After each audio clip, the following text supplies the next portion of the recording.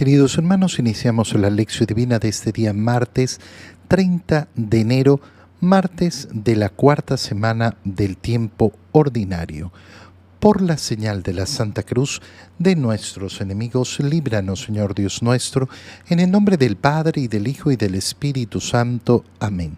Señor mío y Dios mío, creo firmemente que estás aquí, que me ves, que me oyes.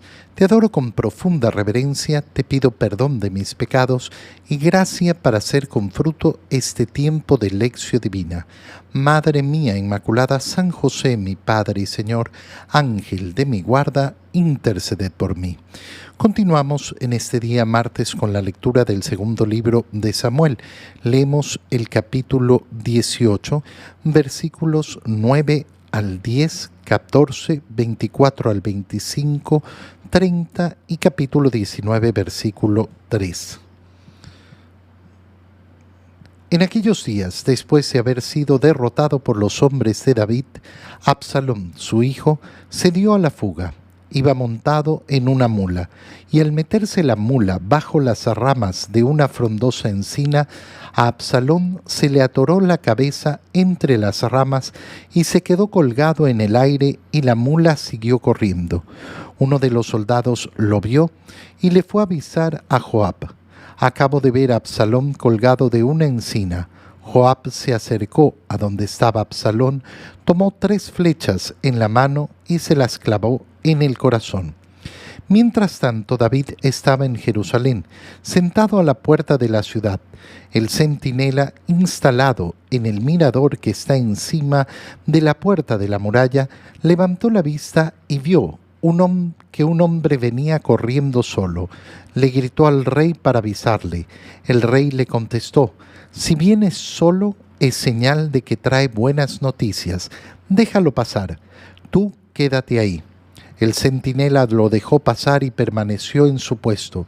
El hombre que venía corriendo, que era un etíope, llegó a donde estaba David y le dijo: «Le traigo buenas noticias a mi señor el rey.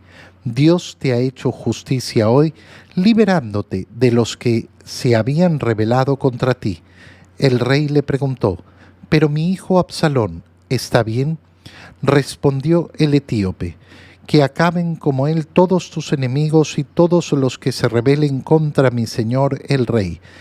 Entonces el rey se estremeció, subió al mirador que está encima de la puerta de la ciudad y rompió a llorar diciendo: «Hijo mío, Absalón, hijo mío, Absalón. Ojalá hubiera muerto yo en tu lugar, Absalón, hijo mío».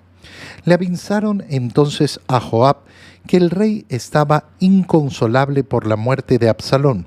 Por eso, aquella victoria se convirtió en día de duelo para todo el ejército cuando se enteraron de que el rey estaba inconsolable por la muerte de su hijo.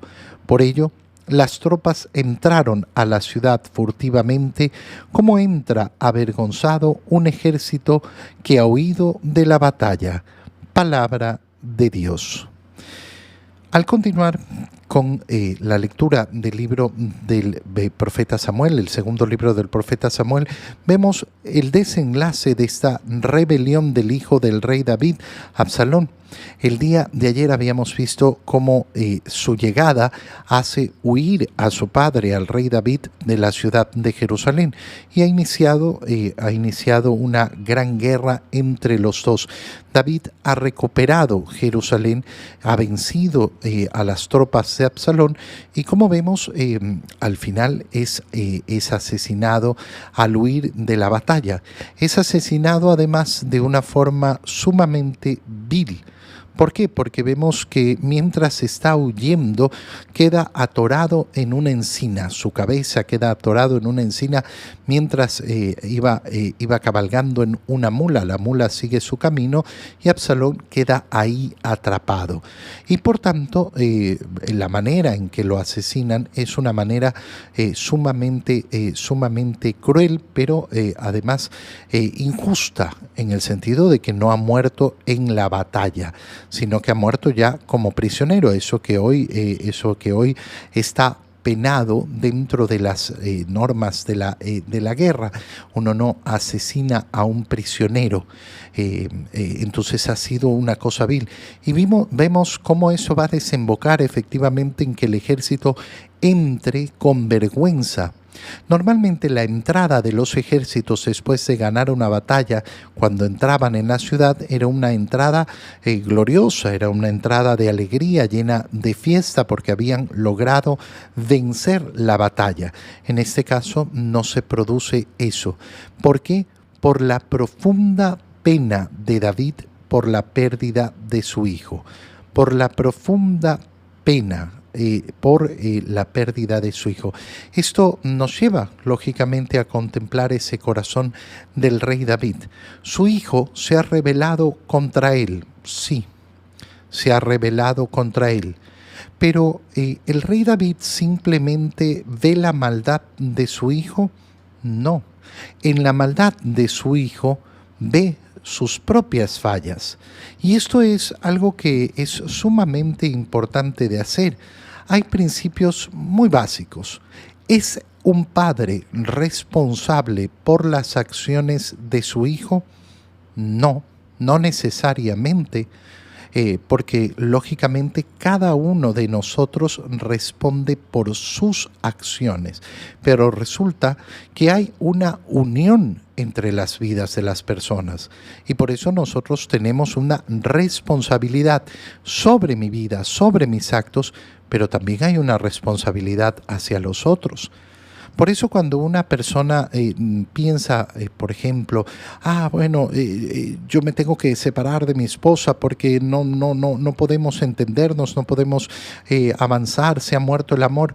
Oye, dentro de ese no buscar las soluciones al matrimonio, tiene que pesar fuertemente cuál es el bien o el mal que estoy produciendo a los hijos.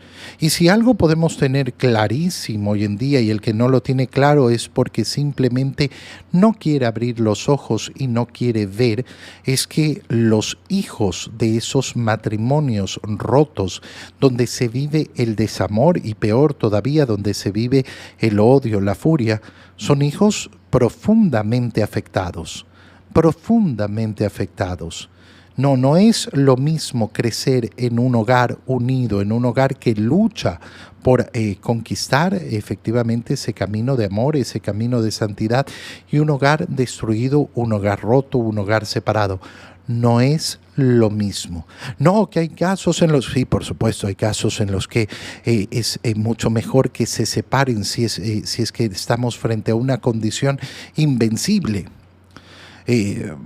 Resulta que yo tengo metido en casa un padre que es violador de su hija. Bueno, no puedo permitir esa situación, es imposible que se permita esa situación. Hay que romper inmediatamente con esa situación porque ese mal es infinitamente superior. Pero hay que tener mucho cuidado cuando se quiere poner en la misma línea todos los casos. Ay, es que hay casos que es mejor, entonces todos los casos es mejor. No todos los casos es mejor. Hay que ser muy, muy sabio y muy criterioso para saber observar caso a caso. El principio general que debe iluminar cada uno de los casos es este. No es lo mismo un hogar unido que un hogar roto. Esta es la guía, esta es la luz que nos guía en la decisión de cada uno de los casos. Y entonces, ¿qué es lo que tenemos? Tenemos que David se da cuenta, efectivamente, de que ha hecho un mal. ¿Es responsable de la acción de su hijo? No es responsable de la rebeldía de su hijo, pero sí es responsable de lo que él ha hecho y ha causado distintos problemas en su hijo. Y entonces volvemos a la pregunta inicial. ¿Es responsable un padre por las acciones de su hijo? No directamente, cada uno de nosotros va a decidir, pero qué importante es cuando los padres ven a sus hijos actuar mal. Cuando un padre ve, por ejemplo, que su hijo deja la fe, preguntar, ¿mi hijo es libre de seguir su camino? Claro que es libre. Yo no lo puedo obligar a lo que él no quiere, pero tengo la obligación de preguntarme, bueno, ¿qué fallé? ¿Qué falló en la transmisión de la fe hacia este hijo mío? ¿Dónde me equivoqué? Porque si uno no hace ese examen de conciencia, entonces siempre se va a quedar en la profunda obscuridad. En el Evangelio, leemos el Evangelio de San Marcos, capítulo 5, versículos 21 al 43. En aquel tiempo, cuando Jesús regresó en la barca al otro lado del lago, se quedó en la orilla y allí se le reunió mucha gente. Entonces se acercó uno de los jefes de la sinagoga llamado Jairo. Al ver a Jesús se echó a sus pies y le suplicaba con insistencia: «Mi hija está agonizando, ven a imponerle las manos para que se cure y viva». Jesús se fue con él y mucha gente lo seguía y lo apretujaba. Entre la gente había una mujer que padecía flujo de sangre desde hacía 12 años.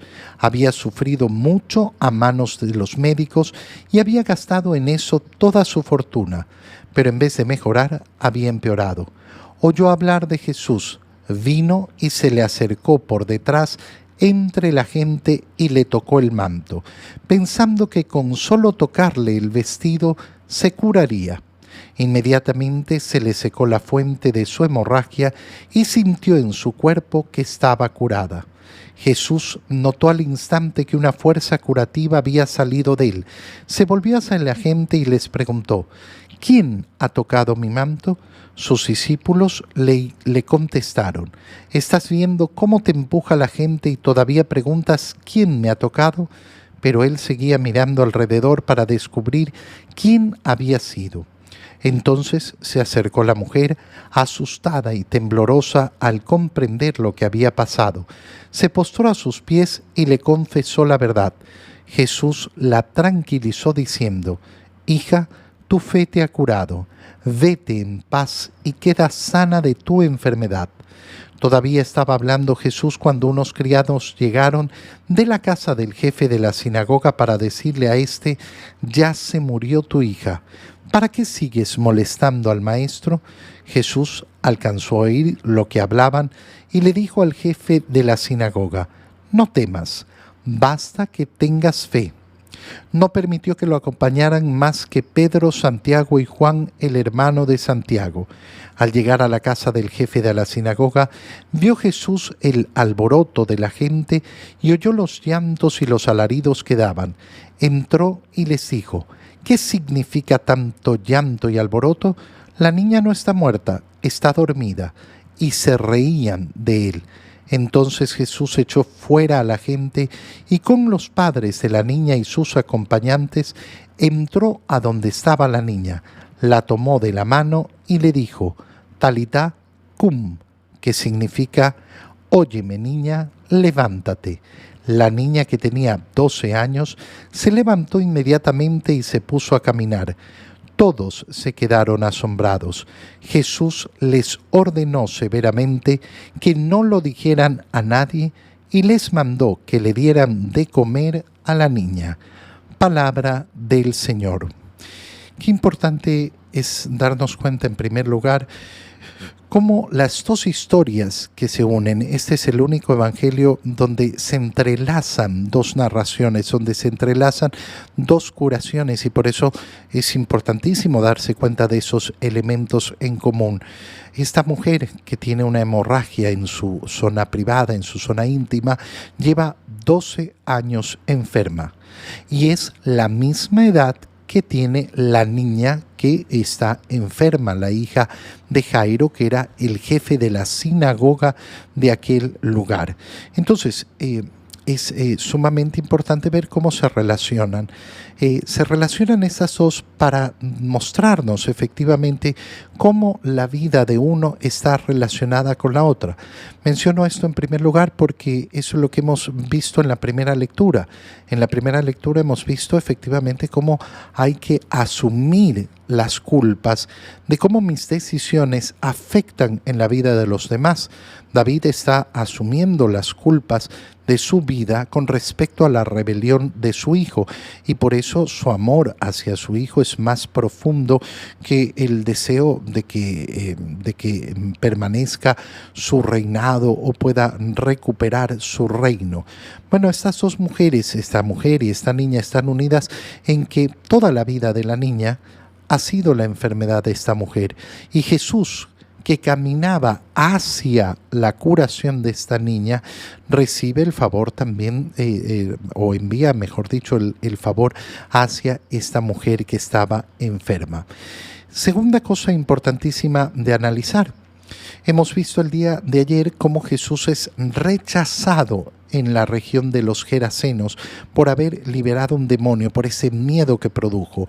Al llegar al otro lado del lago, se queda en la orilla y en cambio se reunió mucha gente, es decir, se ve todo el contrario, como en un lugar no es recibido, rechazado, y en cambio como en otro lugar es aceptado, como es bien recibido, y el jefe de la sinagoga sale para pedirle, para suplicarle por su hija que está agonizando, venga a imponerle las manos.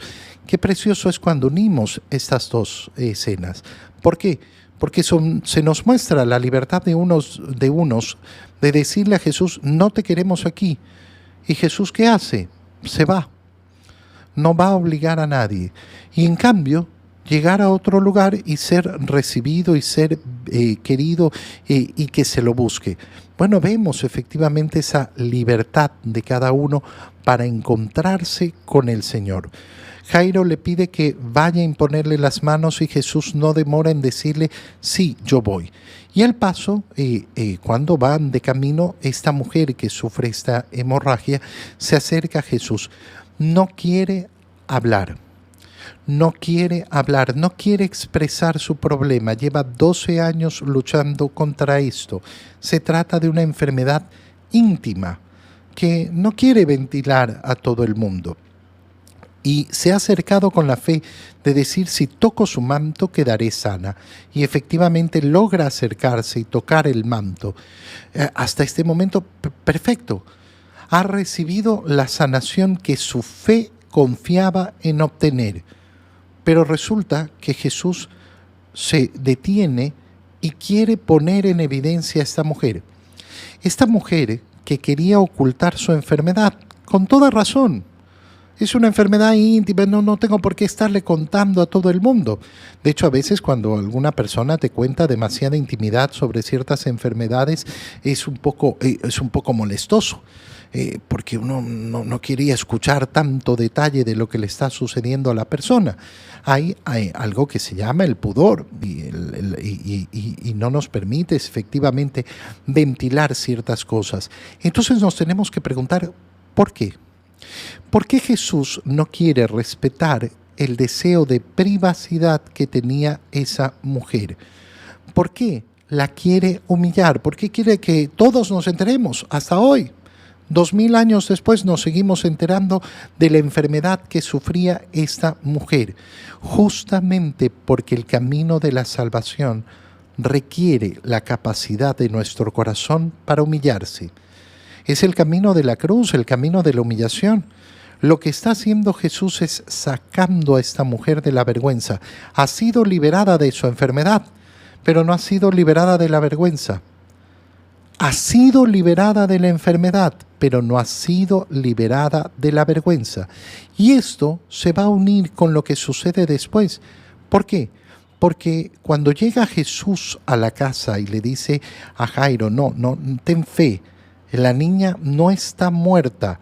¿Qué nos dice el Evangelio? Que se reían de él, que se reían de él. ¿A Jesús le ha importado esa humillación? ¿A Jesús le ha importado que se rían de él? No le ha importado. La niña no está muerta, solo está dormida. Y entonces se acerca a ella en soledad y le dice, Talitá cum, que significa, óyeme. Óyeme, niña, levántate. Óyeme. Qué precioso es este óyeme. Siente la palabra. Escucha la palabra de Jesús, escucha la palabra del Señor para poderte poner en pie. Última cosa que vale la pena analizar es que nos dice que en el último tramo para llegar a la casa de Jairo, Jesús no quiso que nadie lo acompañara, sino solo Pedro, Santiago y Juan. Es la primera vez que vamos a ver esta elección de Jesús. No quiero a todos. He elegido a los 12, pero no quiero a los 12, no quiero a los discípulos, quiero solo a estos 3. Estos van a ser los que me van a acompañar. Este es un modo en el que el Señor nos va a mostrar cómo efectivamente va haciendo que estos 3 tengan todavía un grado mayor de intimidad con Él. Y por eso nosotros siempre tenemos que buscar y desear más intimidad con el Señor, porque siempre podemos tener más intimidad con Él. Te doy gracias, Dios mío, por los buenos propósitos, afectos e inspiraciones que me has comunicado en este tiempo de lección divina. Te pido ayuda para ponerlos por obra. Madre mía Inmaculada, San José, mi Padre y Señor, Ángel de mi guarda, interceded por mí. María, Madre de la Iglesia, ruega por nosotros. Queridos hermanos, reciban mi bendición en este día, en el nombre del Padre, y del Hijo, y del Espíritu Santo. Amén. Un muy feliz día para todos.